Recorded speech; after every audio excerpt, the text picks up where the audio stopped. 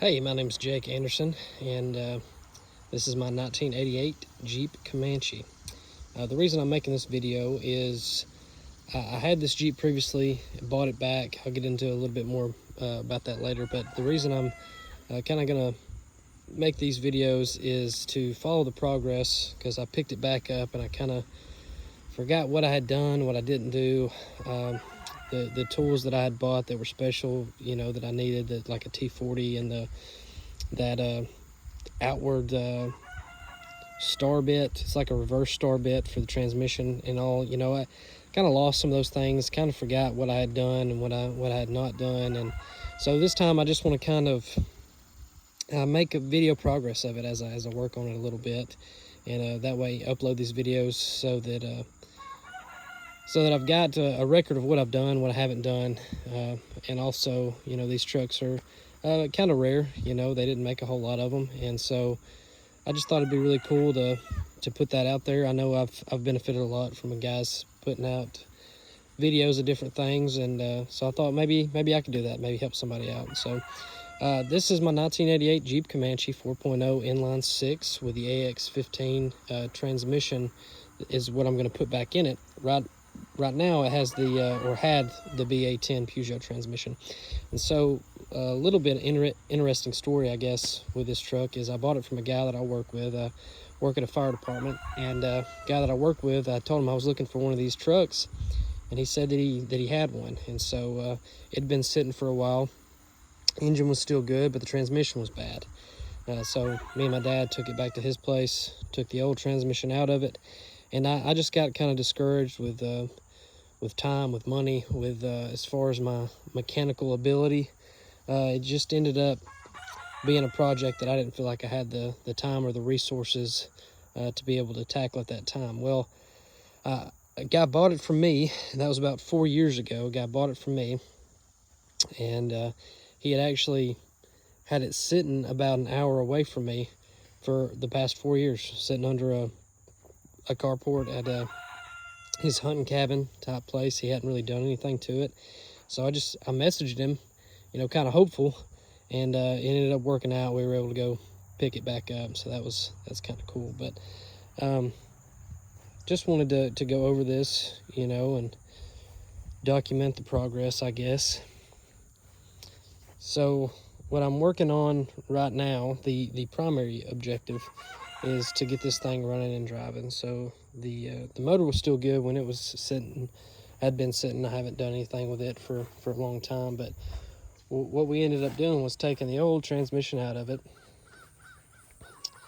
So that's the Peugeot BA10, and then the transfer case as well that I've got broken down right there.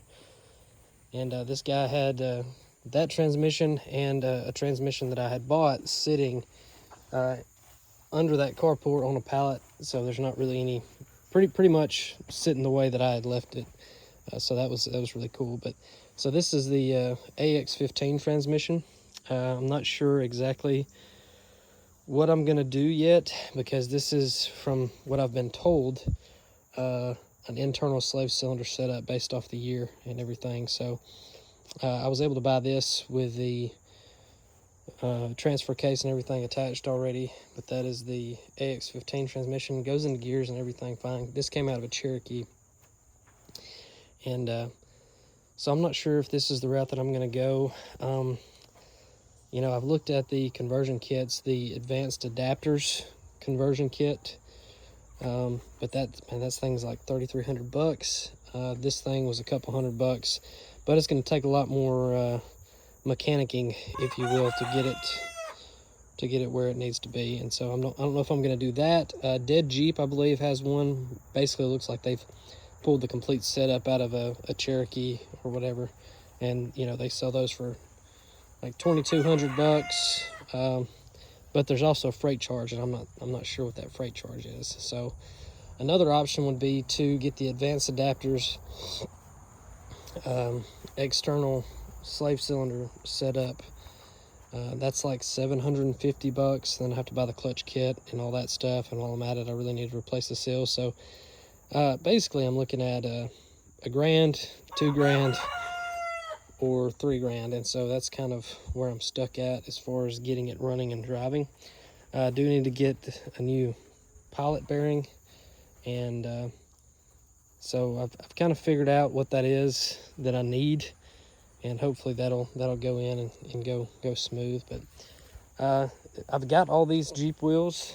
The guy that I bought it from, or rather that I sold it to and then bought it back from, had put a new tire over here. I'm guessing that tire had went bad, but put a new wheel over here on this side.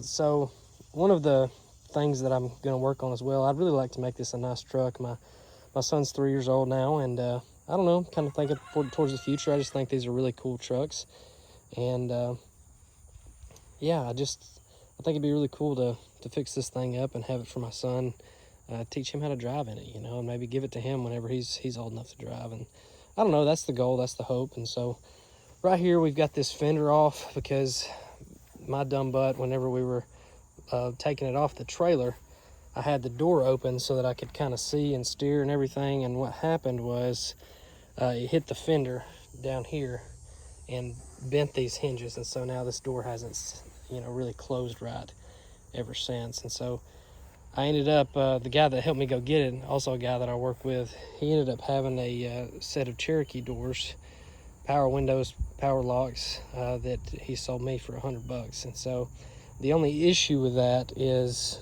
up to 96, I believe it is, these doors are direct bolt-on. The front doors from Cherokees are direct bolt-on to the Comanches. Well, the doors that he sold me are 98s, and so that's not a huge deal. It just means that I'm going to have to replace the striker plate here, this nader pin. I'm gonna have to replace this to the new style here, and so it'll take a little bit of doing, but it's from the videos that I've watched, it doesn't seem too bad. I'm just gonna have to get new ones of these, and then potentially that backing plate that goes in the new ones as well. So the only issue I'm running with on this side is they have like spot welded some of this stuff. I guess it might have been breaking or whatever, so I'm gonna get a grinder. I tried to take this one off yesterday and it just it wouldn't come out. That other side came out pretty easy, so I'm gonna have to take my grinder and kind of go in here and grind this stuff down, pull these pins out, and then that other side's got some weld spots on it as well. Just gonna clean this up, get it flat, kind of see what I'm dealing with a little bit here. One thing I don't have is a welder, and that's one thing that I'm probably gonna have to invest in. So as you can see, it's sitting outside. I don't have it sitting in a garage.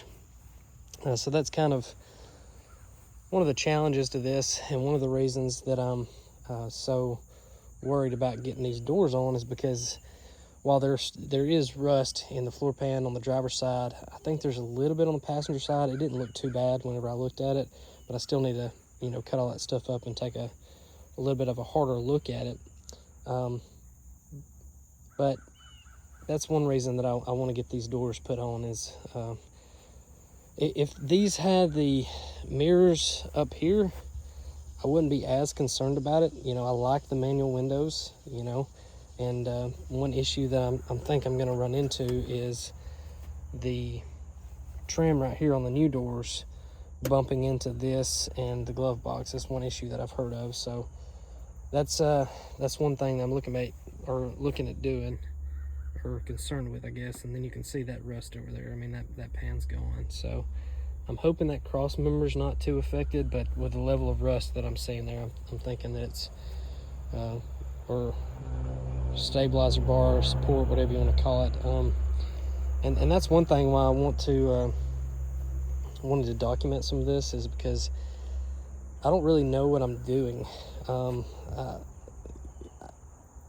I've looked up a lot of videos and research and different things like that, and that essentially is what I'm banking on, is going to YouTube University, if you will, to figure some of this stuff out. And even though there wasn't a lot of these made, there's a pretty good following with guys that have done different things, and so I'm pretty hopeful that I'll be able to figure this out. I've got a little more time, a little more money now, and so that's what I'm hoping for. That's what I'm looking at, and the main priority is getting it running, but also just because these doors kind of fell in my lap, I want to get these doors changed over, and I still really don't know exactly what transmission I'm going to go back into it with.